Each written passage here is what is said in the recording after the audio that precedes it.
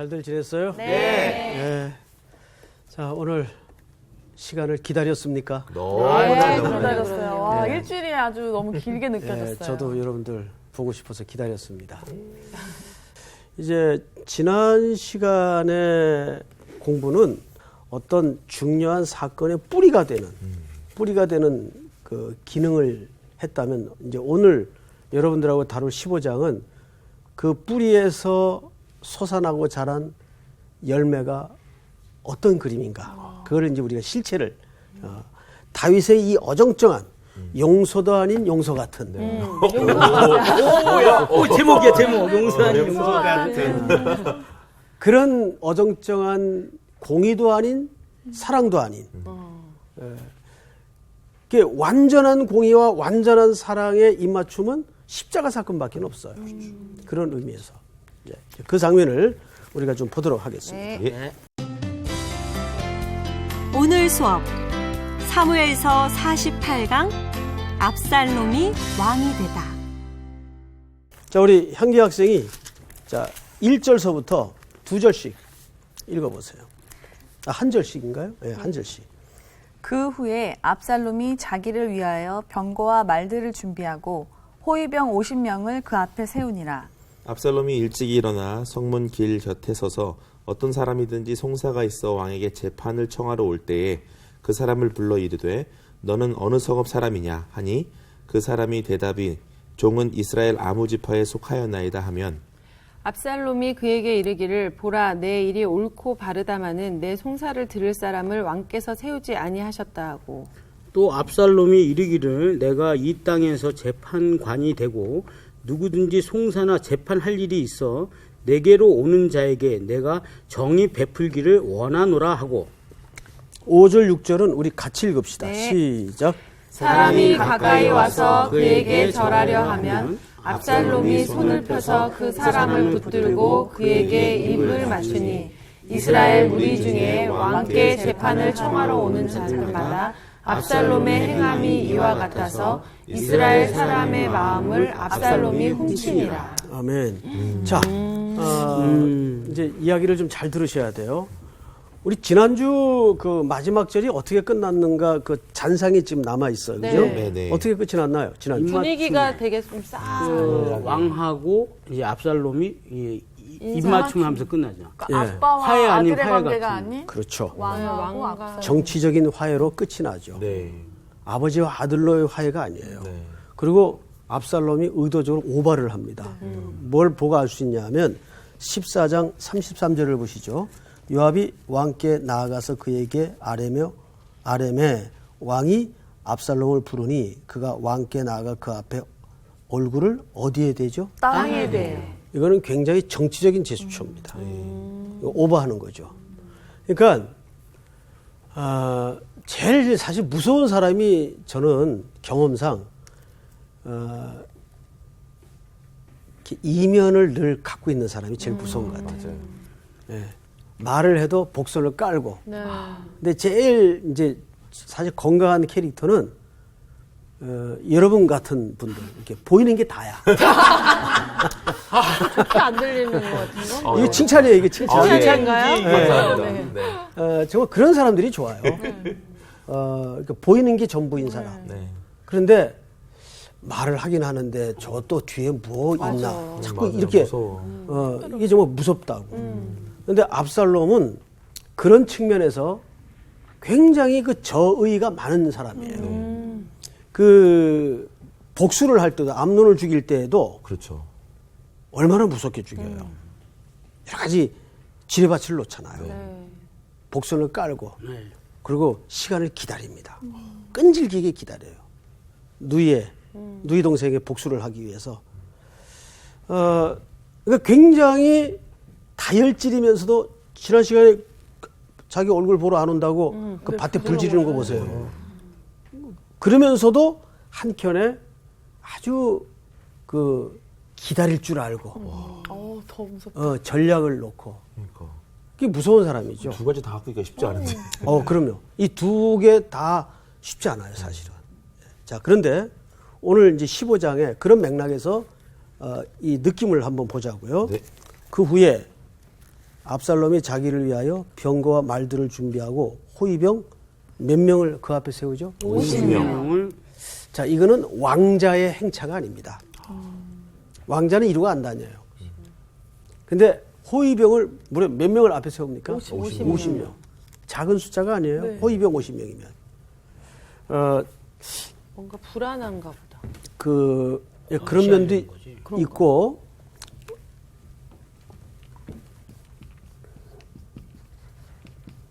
과대망상. 그 리더들 가운데 가끔 저런 증상을 제가 많이 만나요. 네. 네. 저런 증상은 많이 있습니다. 리더들 가운데. 과대망상이죠. 네. 근데 또 일면 그런 과대망상이 일을 저지르기도 하고 하기도 해요. 사실은. 근데 대충 리더들이 저 과대망상에 많이 붙잡혀 있어요. 그래서 믿음과 과대망상을 혼돈하죠. 내가 들을 때는 분명 저 이야기는 조금 과대망상인데 자기는 믿음이라고 얘기를 하는 거예요. 믿음. 이게 참 이 경계를 결정하기가 쉽지는 않아요. 네. 뭐 예를 들면 성경에도 그런 비슷한 신뢰가 많죠. 예. 성경에도 하나님이 사용했던 리더들 가운데 과대망상에 가까운 발언들을 한 사람들 많아요. 네. 뭐 예를 들어 갈렙 같은 경우 나이가 지금 80이 넘었는데 저 산지를 내게 주소서. 그것도 제일 험한 산지를 노인네가 달라 그런단 말이에요. 베드로? 네. 베드로는 과대망상보다는 조금 캐릭터가 다르죠. 네. 다른 망상인 것 같아. 수업에 도움을 좀 주세요. 이제 앞에 이제 호위병 50명을 세웠어요. 그 다음에 또 어떻게 했나 보세요. 그 위에 압살롬이 자기를 위해 병거와 말들을 준비하고 호위병 50명을 그 앞에 세우니라. 압살롬이 일찍이 일어나. 이게 못된 짓 하는 사람들이 굉장히 부지런해요. 그렇습니다. 맞아. 맞습니다. 아니, 정말입니다. 예. 준비해야 되니까 막. 그럼. 예. 그래서 못해. 아침잠이 많아가지고 내가. 아침에 일찍 일어나서 이제 어디로 가냐 하면 네. 성문 길 곁에 서서 성문은 자 보세요. 구약에서 성문은 뭐 하는 장소입니까? 거기에는 모든 정치와 재판이 이루어지는 장소예요. 성문 옆에는 항상 재판 장소가 있죠.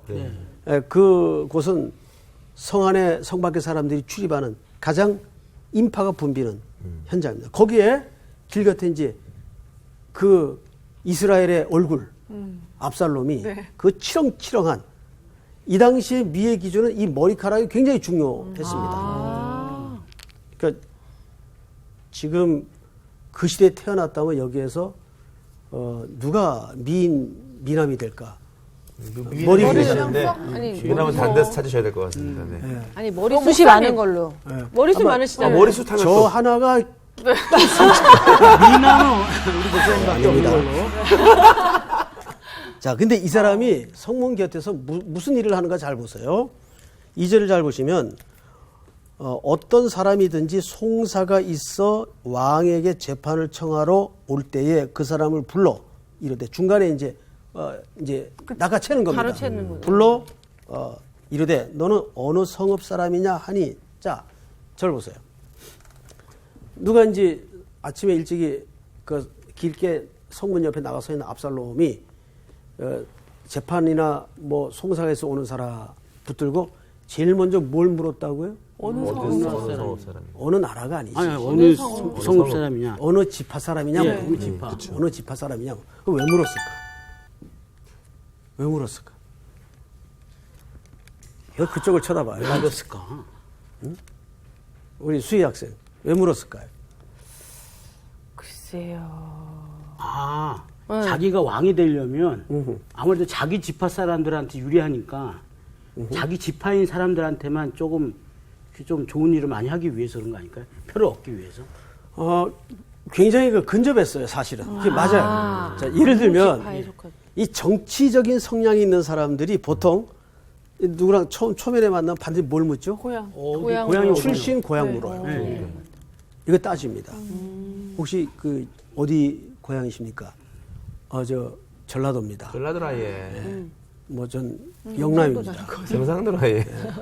이 또 영남도 부산하고 또 대구하고 틀려요. 그렇죠. 예.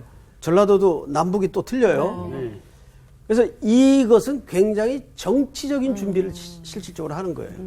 예를 들어 우리 이 백성이 제가 베냐민 지파입니다. 그러면 이제 그 지파에 맞게끔 또 상담을 발언을 해주는 하겠죠. 어느 학교 나왔습니까? 좀 서울에 있는 대학 나왔습니다. 저도 그 대학 나왔습니다. 이렇게 되는 거죠. 그러니까 이것은 굉장히 지금 무언가 압살롬이 정치적인 디딤돌을 놓는 거예요. 네. 향후. 이거 아주 집요하고 계획적이고 추진력도 있고 무서운 사람이죠. 자, 그렇게 해서 이제 점점 어떻게 되는가 보십시다. 어느 성읍 사람이냐 하니 그 사람의 대답이 종은 이스라엘 아무 지파에 속하였나이다 하면 3절 다 같이 시작. 압살롬이 그에게 이르기를 보라 내 일이 옳고 바르다마는 내 송사를 들을 사람을 왕께서 세우지 아니하셨다. 네, 이게 무슨 얘기냐면 당신 듣고 보니까 사정은 딱한데 지금 궁궐 안에 있는 자기 아버지 아니에요? 근데 아버지를 뭐라고 부르냐면 이제 왕이라고 불러요. 그 왕은 이제 이미 램덕 현상이 났습니다. 그러니까 지금 재판할 능력도 없고 이 얘기입니다. 근데 자기는 뭐예요? 왕자로서 지금 차기 대권 주자예요. 쉽게 얘기하면. 이미 이 나라는 대세가 기웁니다. 저한테로. 이렇게 되는 거예요. 자, 성경을 잘 보세요. 4절. 또 압살롬이 이르기를 내가 이 땅에서 재판관이 되고 누구든지 송사나 재판할 일이 있어 내게로 오는 자에게 내가 뭘 베풀기를 원하노라? 정의. 자, 보세요. 이게 굉장히 무서운 얘기입니다. 지금 누가 이 정의를 실현하는 데 실패한 장본인인가요? 다윗입니다. 지난 장에서 그 현장을 봤잖아요. 어정쩡한 화해. 정의가 바로 서지 못한 거예요. 저야말로 그 정의를 바로 세울 수 있는 역대 그런 정권이 있었죠. 정의 바로 세우기. 저야말로 그 정의를 바로 세울 수 있는 적임자입니다.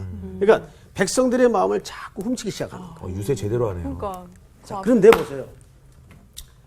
지금 압살롬의 외모는 이 시대의 원빈이에요. 네. 예? 근데 만약에 예를 들어서 여기 우리 자매님들 잘 솔직히 얘기해 보세요. 원빈하고 오늘 악수했어. 그럼 어떻게 되죠? 손 안 씻어. 뒤에서 자동적으로 나오네요. 손 안 씻는다고. 우리 교회에서 청년들이 저하고 악수를 해도 뭐 나 오늘 손 안 씻을 거야. 실지가 그래요. 왜냐하면 늘 목사님 얼굴을 모니터에서만 보다가 이렇게 이제 악수를 하면은 우리 청년 아이들이 이제 웃으면서 그래요. 나 손 안 씻어. 너 오늘 목사님이랑 악수했는데 손 씻지 말아야지. 그러니까 나는 그냥 막 치던데. 너무 그렇게 또 한쪽이 무너짐을 당하면 잘난 체한 나는 어떻게 될까? 죄송합니다. 너무 가대망상. 제가 이제 이거 성경을 설명하기 위해서.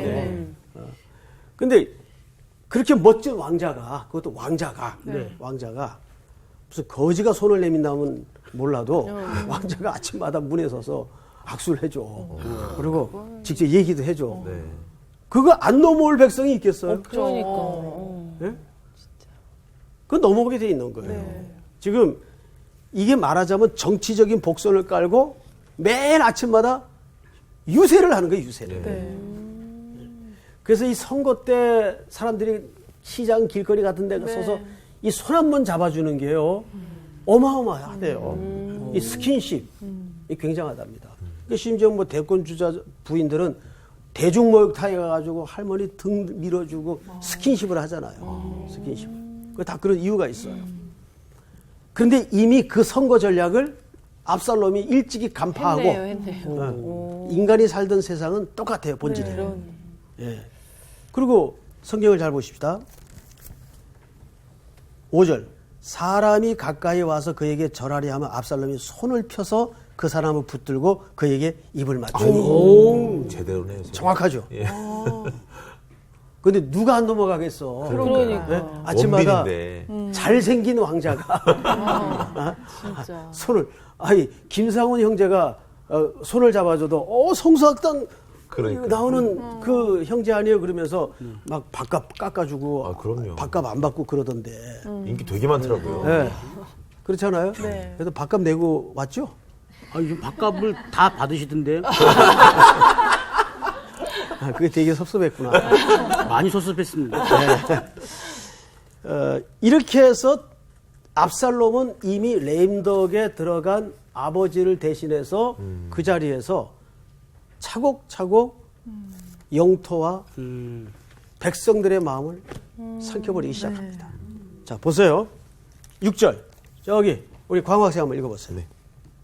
이스라엘 무리 중에 왕께 재판을 청하러 오는 자들마다 압살롬의 행함이 이와 같아서 이스라엘 사람의 마음을 압살롬이 훔치니라. 보세요. 그 황제하고 손잡고 악수 한번 하고 돌아가서 그 사람들이 돌아가서 어떻게 얘기했겠어요? 너무 착해. 내 손도 잡아서 그렇지. 입을 맞추더라고. 그러면 그 이야기를 들은 사람들이 그 다음날 가지. 다 가요. 가죠. 충분히 가죠. 얼마든지 그런 일이 가능하다고. 이 저작거리에서. 그러니까 이 압살롬은 백성들의 마음을 빼앗는 방식을 아는 거죠.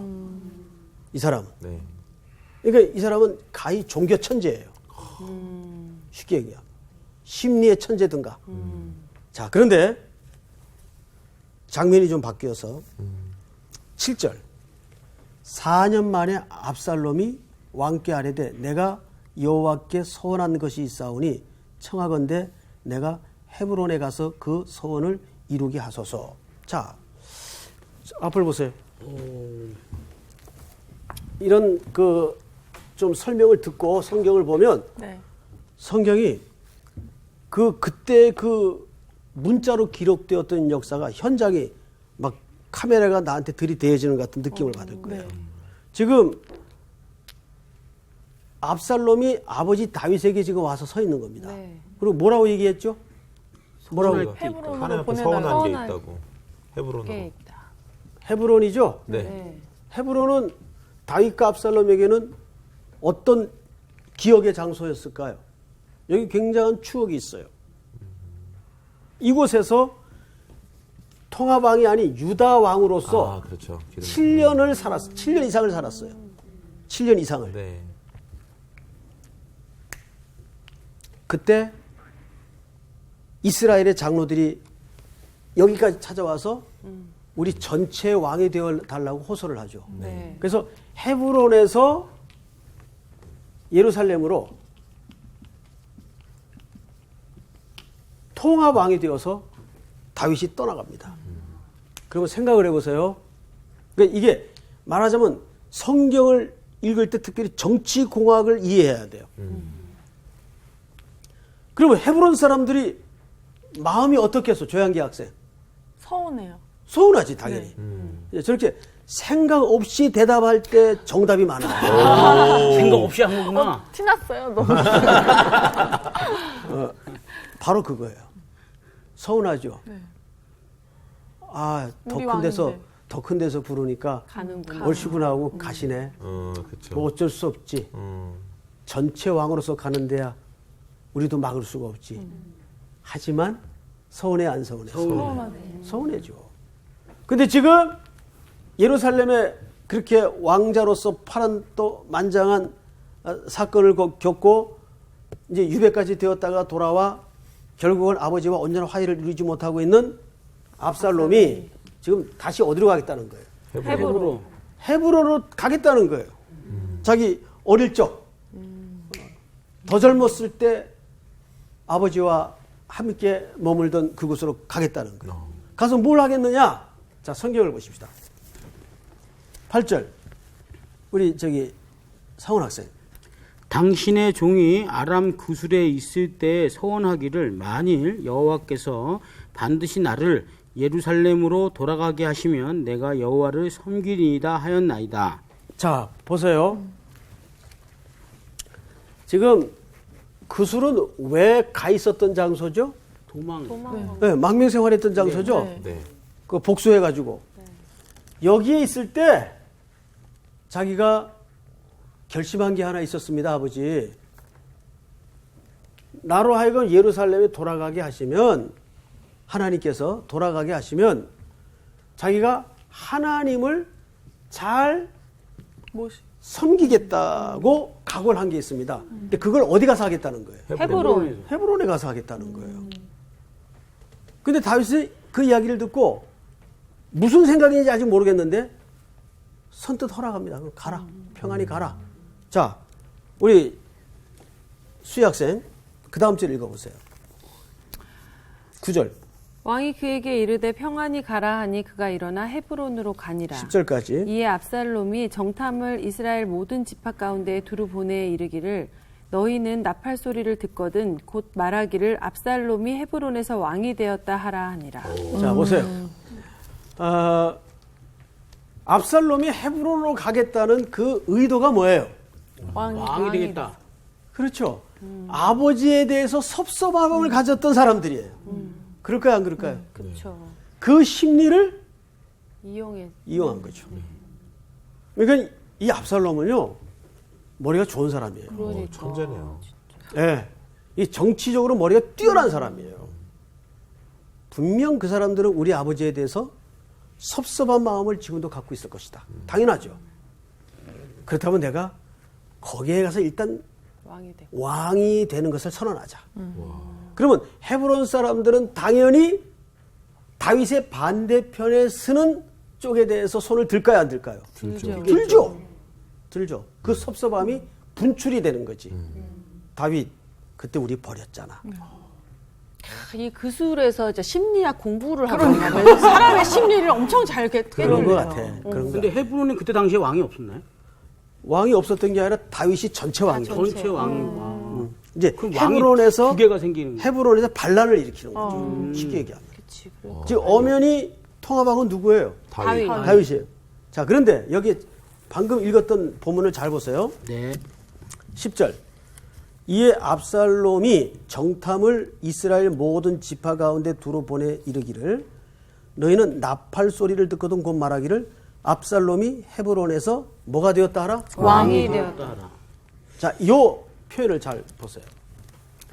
이스라엘 사람들은 왕이 되었다라는 말 앞에 1절 사람의 이름을 붙여 수식하는 법이 없습니다. 왜냐하면 이스라엘의 영원하고 진정한 왕은 하나님 한 분이기 때문에. 근데 여기 지금 앞에 누구 이름을 붙이죠?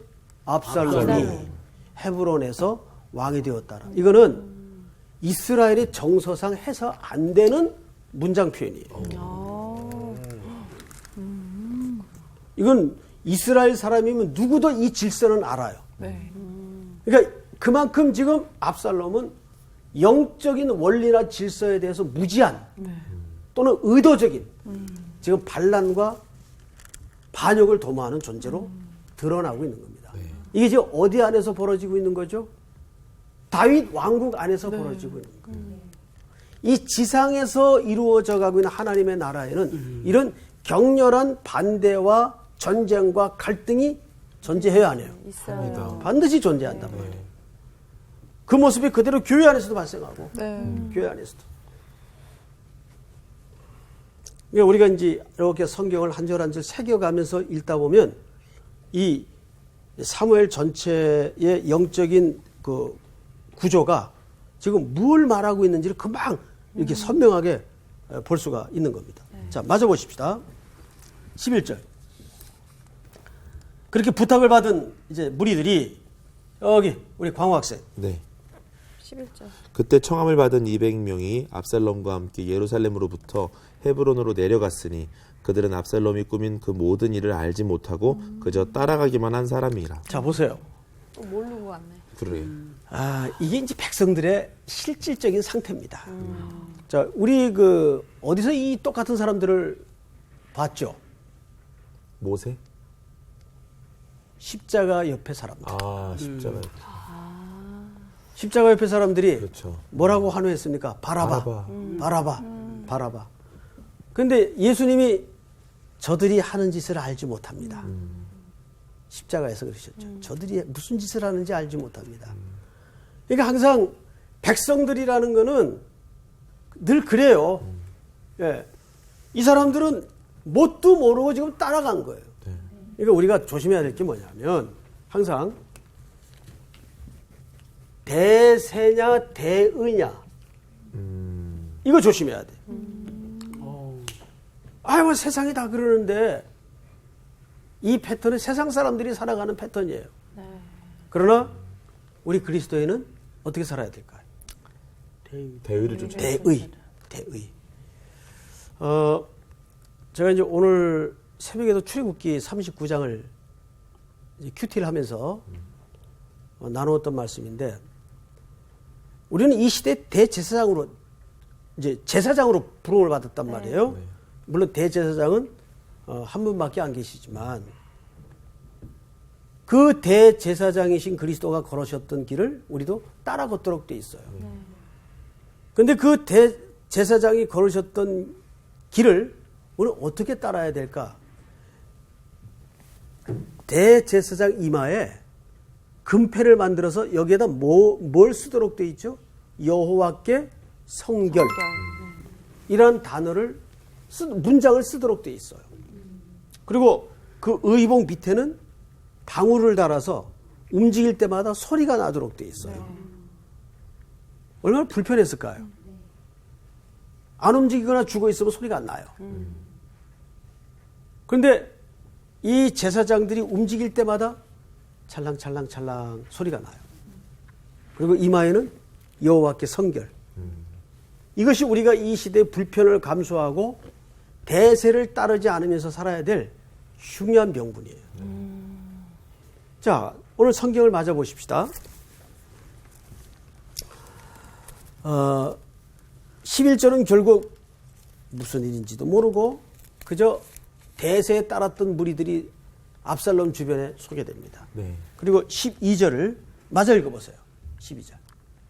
제사 드릴 때에 압살롬이 사람을 보내 다윗의 모사길로 사람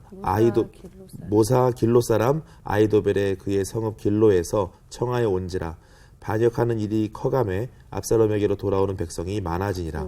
예, 이 길로는 지역입니다. 모사 길로. 예, 로드를 얘기하는 게 아니고. 네.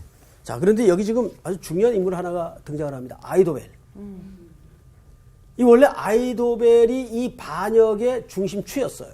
무슨 얘기냐면 우리가 혁명을 이제 역사 속에 공부할 때도 보면 혁명이 일어나죠. 그러면 누가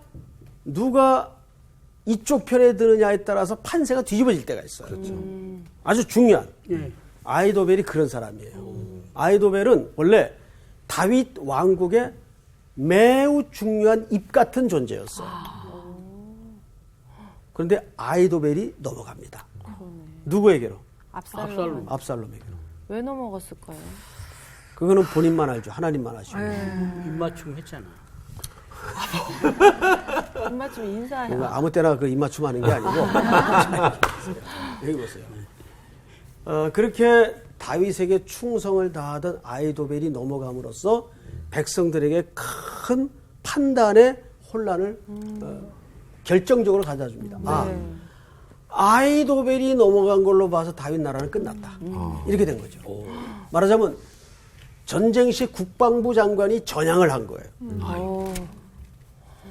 이 사람이 국방부 장관은 아니지만 막 그런 무게 있는 사람이 전향을 한 거예요. 그럼으로써 백성들이 확 쏠림 현상이 왔어요. 야, 이제 다윗의 나라는 끝났다. 자, 그 다음 보십시다. 13절. 우리 향기 학생. 전령이 다윗에게 와서 말하되 이스라엘의 인심이 다 압살롬에게로 돌아갔나이다 한지라. 다윗이 예루살렘에 함께 있는 그의 모든 신하들에게 이르되 일어나 도망하자. 그렇지 아니하면 우리 중 한 사람도 압살롬에게서 피하지 못하리라. 빨리 가자. 두렵건대 그가 우리를 급히 따라와 우리를 해하고 칼날로 성읍을 칠까 하노라. 왕의 신하들이 왕께 이르되 우리 주 왕께서 하고자 하시는 대로 우리가 행하리이다. 보소서 당신의 종들이니이다 하더라. 네. 이제부터 매우 슬픈 행렬이 시작이 됩니다. 자, 이 모든 그 열매와 결과가 어디서부터 시작이 된 거예요, 향기 학생? 다윗에게로부터. 다윗의 그 어정쩡한 판단이 용서를 한 것도 아니고 용서를 안 한 것도 아닌 어정쩡한 판단이 결국은 이런 왕국의 반란을 도목해 하는 빌미가 되어버리고 말았어요. 자, 그래서 다윗이 이제 이미 기울어진 판세를 보고 도망을 결심합니다. 이것도 무슨 정치적으로 부하에게 당하는 것도 아니고 아들에게 당해요. 그러니까요. 그러니까 이 도망길이 얼마나 그의 전생에 걸쳐 비참했을까요? 계속 도망 다닌 맨날 도망 삶이었는데 또 다시 또 그렇죠. 그렇게 되네요. 네, 그렇죠. 근데 아마 이건 더 쑤시는. 그렇죠. 보세요. 다윗이 처음에 도망 다닐 때는 쥐뿔도 아무것도 없을 때예요. 뭐 지위도 없고. 맞아. 그때는 잃어봐야 본전이에요. 근데 지금은 잃을 게 너무 많아. 권자도 잃죠. 부귀영화도 다 잃어버립니다. 그렇게 해서 도망가는 길은 더 아프죠. 그렇죠? 예. 뭐 월세 살다가 망하면 좀 그것도 슬프지만은 예? 12칸 집에 살다가 망하면 정신없죠. 그렇게 된 거예요.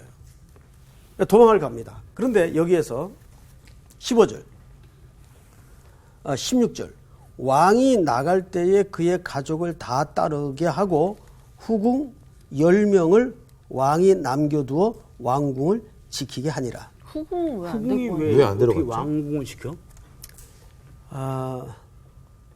참 하나님이 놀랍기도 하고 무서운 분인 것이 이렇게 남겨진 후궁 10명이 궁궐에 남아서 아마 그 가사의 일을 책임졌고 그걸 돌봐왔겠죠.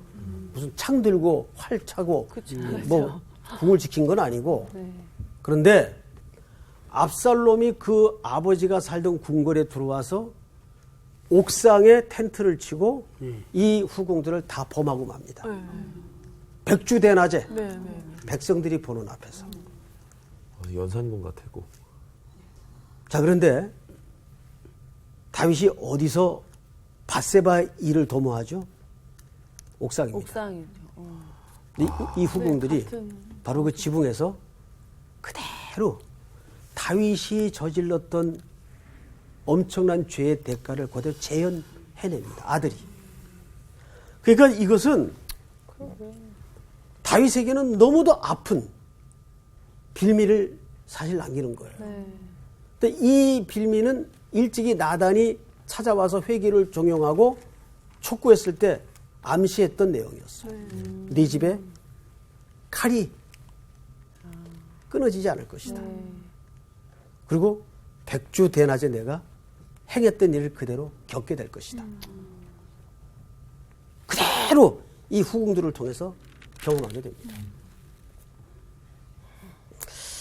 그런 거 보면 하나님이 뭘 얘기하고 싶은 걸까요, 여기서?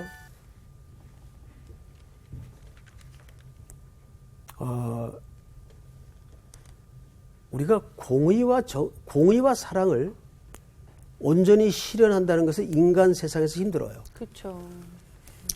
여기서 우리는 또다시 십자가에서 우리를 대신 정죄받으시고 죄값을 지불하신 그 하나님의 지독한 사랑 앞에 항복하지 않을 수가 없는 거예요. 그 십자가는 아들임을 죄값에 대해서는 하나님이 철저하게 공의로웠던 분이에요. 아들을 죄값으로 지불하신 거. 그래서 우리가 자유함을 얻게 되죠. 그러니까 우리의 자유는 그냥 용서하신 자유가 아니에요. 구원은 공짜로 얻는 게 아닙니다. 네. 그리스도의 철저한 피의 대가로 지불한 대가로 우리에게 얻어진 것이 구원이에요. 그 구원은 절대 공짜가 아니에요. 구원을 값싸게 가르쳐서도 안 돼요.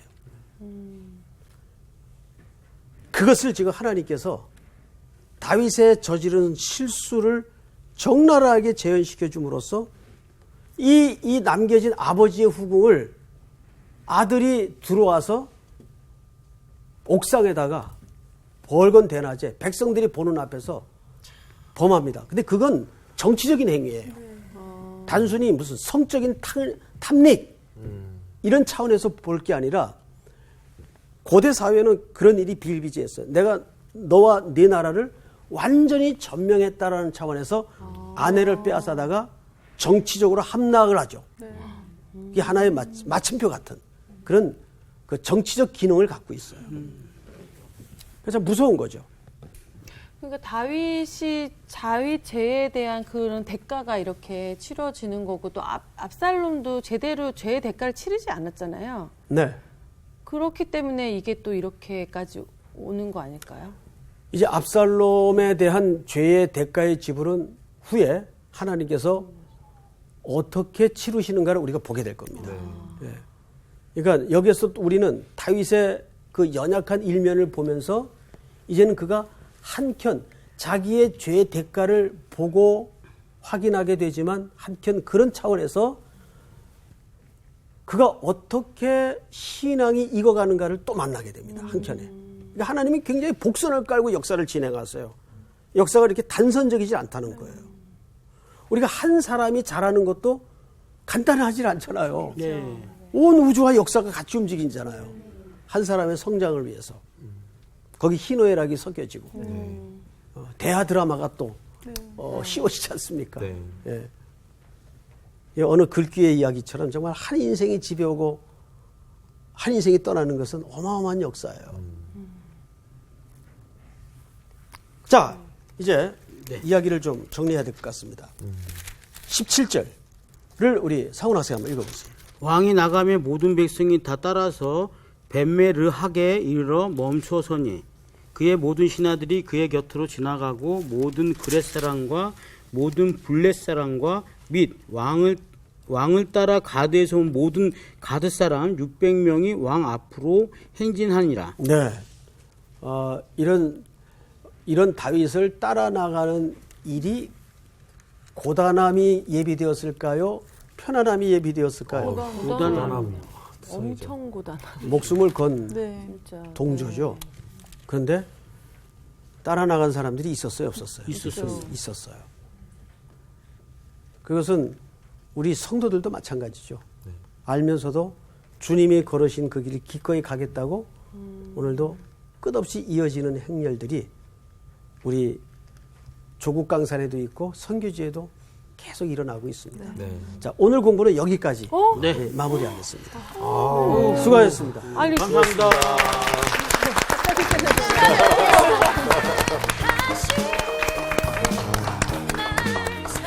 너무 빠져들었는데. 그러니까 어려움 속에서도 따랐던 사람들이 있다는 게 너무 감동이다. 그러니까 아까 대세대의 얘기하셨지만 사실 대의는 아니잖아요. 지금 대세로 가고 있는 상황이고 이게 진리가 아니고 억울하잖아요. 사실 다윗의 입장으로 본다면. 그러니까 하나님이 정하신 의를 따라가는 삶을 사는 게 힘들어도 우리가 가야 될 길이 아닌가 그런 생각이 들어요. 그래도 또 원빈이면 또 약간 흔들려 벌써. 부자들은 이게 문제야. 원빈이면은 약간 흔들릴 것 같아. 나는 안 외모가 흔들려. 다가 아니야. 상식입니다. 대의를 따릅시다.